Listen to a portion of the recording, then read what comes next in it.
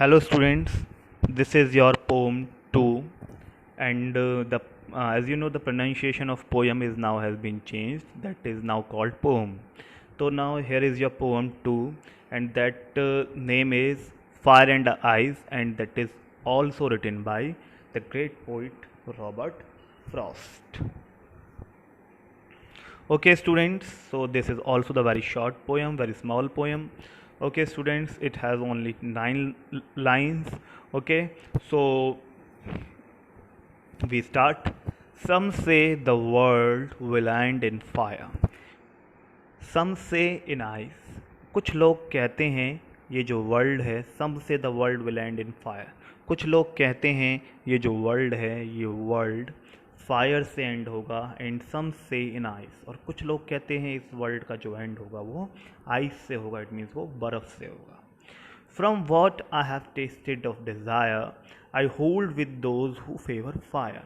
But जो but जो जहाँ तक मैंने डिज़ायर को टेस्ट किया है, जहाँ तक मैंने डिज़ायर को टेस्ट किया है, जहाँ तक जितना मैंने डिज़ायर को जाना है, मैं उन लोगों को फेवर करता हूँ, मैं उन लोगों के साथ हूँ जो ये कहते हैं कि इस वर्ल्ड का एंड फायर से होगा. But if it had to perish twice, परंतु अगर इस वर्ल्ड को दूसरी बार, एक और बार, वन मोर टाइम, अगर इस वर्ल्ड को एंड होना हो, एक बार तो हो गया उससे फायर या डिज़ायर से, अगर इसको सेकंड टाइम एंड होना हो, तो I think I know enough of hate to say that for destruction ice is also great and would suffice. It means वो कहते हैं कि अगर इस वर्ल्ड को दोबारा से एंड होना हो, तो मैं सोचता हूँ, मुझे लगता है कि इस वर्ल्ड को दोबारा से एंड होने के लिए हेट भी अपने आप में एनफ है, पर्याप्त है. इस वर्ल्ड के डिस्ट्रक्शन के लिए आइस भी अपने आप में पर्याप्त है, और ये कहना ग्रेट होगा कि जो आइस है और जो हेट है वो अपने आप में सफाइस है, वो अपने आप में सफिशिएंट है इस वर्ल्ड का दूसरी बार एंड करने के लिए. ओके स्टूडेंट्स, एक बार दोबारा से इसको ओवरव्यू करते हैं.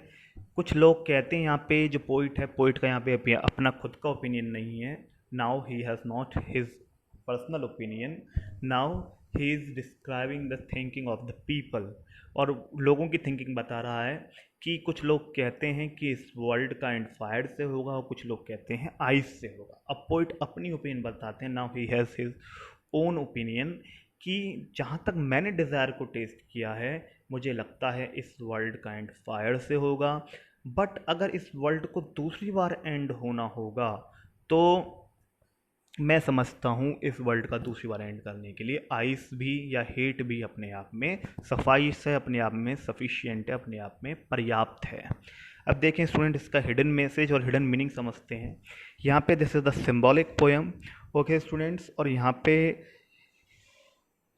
इट्स वेरी सिंबॉलिक पोएम, और यहाँ पे fire and ice have been used to symbolize desire and hatred. Fire and ice have been used to symbolize desire and hatred. यहाँ पे जो फायर और जो आइज़ है उसको सिंबलाइज किया गया है, उसको प्रतीक माना गया है, उसको एक तरीके से उसको इमेजिन किया गया है. फायर को, फायर इट मीन्स डिज़ायर, और ice it means hatred. Fire it means desire and ice it means hate. It means यहाँ पे बोला गया है, थोड़ा सा डीप में जाएंगे, कि कुछ लोग कहते हैं कि इस वर्ल्ड का एंड डिज़ायर से होगा. Desire it means strong wish. Strong wish, जब हमारी कोई विश होती है कि मैं चाहता, आई विश मैं ये करूँ, I wish I would be that, I wish I would be that, तो ये हमारी विश होती है. लेकिन जब वो विश स्ट्रॉन्ग हो जाए और आप उसको, उस विश को करने के लिए कुछ भी करने को तैयार हो जाओ, आपको कि मुझे वो करना ही करना है, मुझे वो पाना ही पाना है, मुझे कुछ बनना ही बनना है, और आप उसको करने के लिए बिल्कुल जुनून के साथ, पूरे पैशन के साथ अपने आप को रेडी करो और एवरी एफर्ट करने के लिए तैयार हो जाओ, तो वहाँ पे वो आपकी strong wish is transformed into the desire. अब वो डिज़ायर में बदल जाती है. ओके स्टूडेंट्स, तो जब यहाँ पे desire it means fire it means desire, और डिज़ायर इट मीन्स यहाँ पे जब इंसान जो है जब इसे अपनी डिज़ायर पूरी करनी होती है तो वो कोई भी कैसा भी रास्ता चुन लेता है, किसी भी पाथ को चुन लेता है, किसी भी तरीके से अपने आप को उसको अपने उस काम को करना होता है। फिर वो ना तो अपने रिलेशंस देखता है, ना वो अपने फ्रेंड्स देखता है, ना वो अपनी कोई नियर और डियर वंस देखता है, बस उसे अपनी जो उसकी डिज़ायर होती है, जो उसका पैशन होता है, उसे वो पूरा करना होता है। ओके स्टूडेंट्स, यहाँ पे भी दो तरीके की बात है। डिज़ायर, अगर उस डिज़ायर को एक पॉजिटिव वे से, एक पॉजिटिव माइंड सेट के साथ अगर उस डिज़ायर को पूरा किया जाए तो वो डिज़ायर पॉजिटिव होती है। लेकिन अगर उस डिज़ायर को पूरा करने में हम अगर एक नेगेटिव वे यूज़ करें, एक नेगेटिव तरीका या फिर एक ऐसा तरीका जिससे और लोगों को नुकसान हो जाए, तो यहाँ पे जो वो negative way of fulfilling the desire जो होती है उसे यहाँ पे पोइट इंट्रोड्यूस करना चाहता है। सपोज दैट मुझे बहुत सारे मनी की नीड है, तो उस मनी की नीड को पूरा करने के लिए मैं दिन रात लेबर करूं, दिन रात मेहनत करूं, हार्ड वर्क करूं, और फिर जब जाके उस मनी को अर्न करूं। तो ये होगी मेरी डिज़ायर, जो एक पॉजिटिव वे ऑफ डिज़ायर थी। बट अगर मुझे पैसा बहुत सारा, मनी बहुत सारी अर्न करनी है, मुझे बहुत सारी मनी की ज़रूरत है, और मैं उसे एक शॉर्टकट तरीके से अर्न करूं, उसके लिए मैं रॉब करूं लोगों को, या उसके लिए मैं थेफ्ट करूं, उसके लिए मैं चोरी करूं, रॉब करूं, या गलत कोई भी काम करूं, किसी के साथ मैं चीट करूं, तो इट मीन्स मैं अब जो मेरी डिज़ायर है वो एक नेगेटिव वे में जा रही है। तो इट मीन्स यहाँ पे पॉइंट वही कहना चाहते हैं कि जो डिज़ायर्स हैं लोगों की, वो अपनी डिज़ायर्स को आजकल लोग पूरा करने के लिए किसी भी तरीके को यूज़ कर सकते हैं। वो किसी को भी मर्डर, किसी को भी गलत करने के लिए तैयार हैं, किसी के साथ भी इवन वो वॉर करने को भी तैयार हैं, इवन वो किसी के साथ कुछ भी करने को तैयार हैं। तो जो डिज़ायर है, इस डिज़ायर से ही जब लोग वाक अपनी डिज़ायर्स को फुलफ़िल करने के लिए किसी के साथ कुछ भी कर सकते हैं, किसी के साथ कुछ भी गलत कर सकते हैं, तो वो अपनी डिज़ायर्स को फुलफ़िल करेंगे। तो सब ऐसे ही करेंगे तो एक दिन ये वर्ल्ड इन डिज़ायर से एंड हो जाएगा। तो पोइट कहते हैं जहाँ तक मैंने डिज़ायर को टेस्ट किया है, तो मैं उन लोगों को फेवर करूँगा जो लोग कहते हैं कि इस वर्ल्ड का एंड फायर से होगा, because fire is equal to desire, क्योंकि उन्होंने फायर को यहाँ पे सिंबलाइज किया है डिज़ायर से। ठीक है स्टूडेंट्स, तो यहाँ पे जो फायर है, फायर सिंबल है आपका यहाँ पे डिज़ायर से, पैशन से, एंगर से, एग्रेसिवनेस से, इट मीन्स वो negative way of desire. Okay, that will cause the end of the world, जिस वजह से क्या होगा, जिस वजह से इस वर्ल्ड का डिस्ट्रक्शन हो जाएगा। फॉर जिस वजह say that causes destruction, that causes devastation, it means इससे क्या होगा, वर्ल्ड पूरी तरीके से ख़त्म हो जाएगा, वर्ल्ड का पूरी तरीके से एंड हो जाएगा।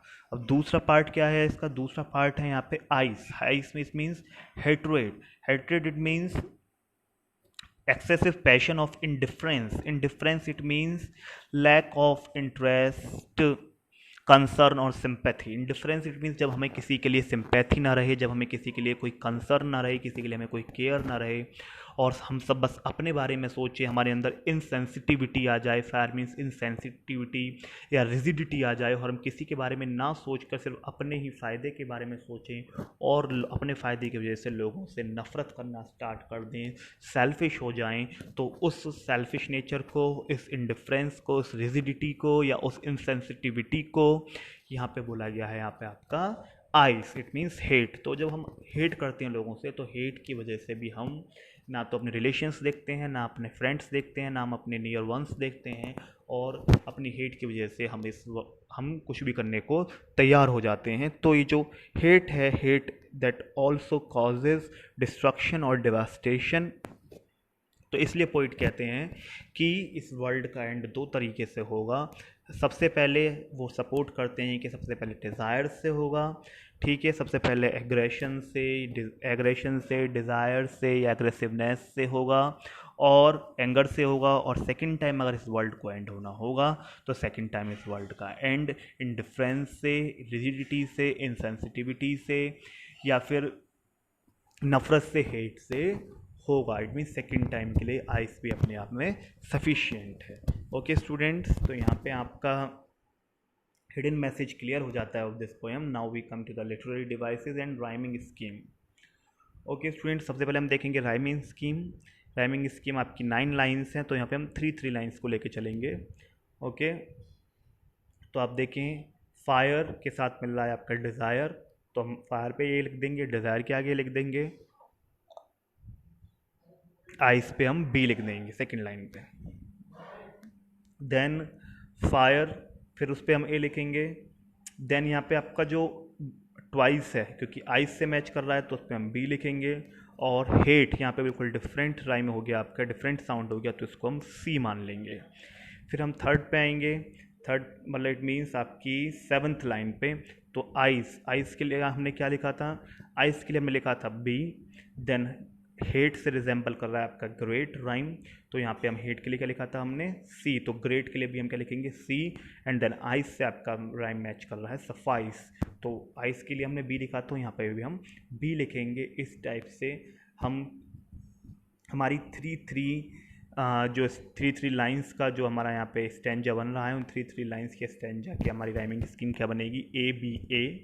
ए बी सी, क्योंकि यहाँ पे तीनों ही डिफरेंट राइमिंग है, फायर, ट्वाइस और hate, and then B C B.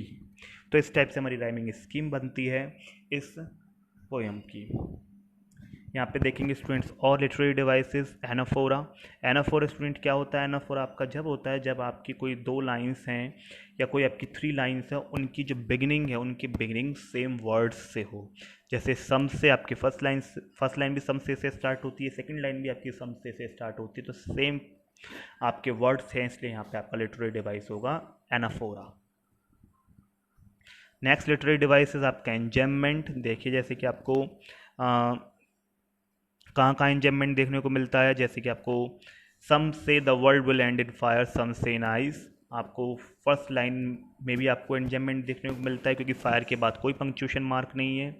Then आपको सेकंड लाइन में एंजेममेंट देखने को मिलता है, क्योंकि डिज़ायर के बाद भी कोई पंक्चुएशन मार्क नहीं है। एंड देन आपको लास्ट की आपकी थ्री लाइन्स में hate to say, I know enough of hate to say that for destruction ice is also great and would suffice. It means यहाँ भी आपको इन लाइंस में कोई लास्ट में आपको पंक्चुएशन मार्क नहीं दिख रहा और ये एक ही सेंटेंस कंटिन्यू हो रहा है, तो यहाँ पे इन लास्ट थ्री लाइंस में भी आपको एंजेममेंट देखने को मिलता है। ओके स्टूडेंट्स, नाउ अलिट्रेशन देखेंगे। अलिट्रेशन देखिए, सम से यहाँ पे एस साउंड जो है आपका वो बिल्कुल क्लोजली कनेक्टेड वर्ड्स में आपका बिगिनिंग लेटर आपका एस है, तो अलिट्रेशन। देन यहाँ पे आपको एक जगह favour fire, F F closely connected words का फर्स्ट लेटर आपका का जो साउंड है फ, वो भी आपका सेम है, तो इसलिए यहाँ पे आपका अलिट्रेशन आपको देखने को मिलता है। ओके स्टूडेंट्स, तो now I think I had all cleared about this poem. So if you have any query you can mention in the comment section. Okay student, now your chapter 1 is completed and chapter 2 is also completed. Goodbye.